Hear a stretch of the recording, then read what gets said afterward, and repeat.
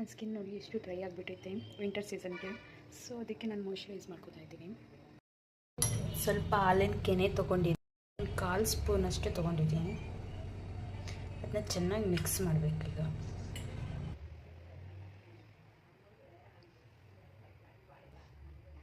Circle ಬರಲಿ massage ಕೊಡ್ಬೇಕಾರೆ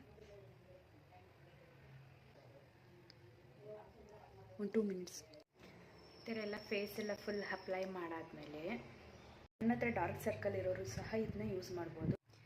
apply ಆದಮೇಲೆ 5 minutes ಹೀಗಿರಬೇಕು. ಹೀಗಾದಮೇಲೆ ಸ್ಕಿನ್ನೆಲ್ಲ ಸ್ವಲ್ಪ ಟೈಟ್ ಆಗುತ್ತೆ.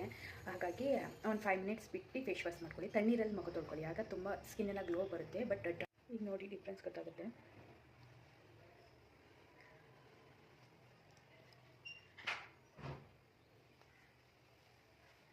ಈಗ ಸ್ಕಿನ್ ಎಷ್ಟು ಗ್ಲೋ ಆಗಿ ಹೊಳಿತಾ ಇದೆ ನೋಡಿ ಮಾಯ್ಶ್ಚರೈಸ್ ಆದಮೇಲೆ. ನನ್ನ ಸ್ಕಿನ್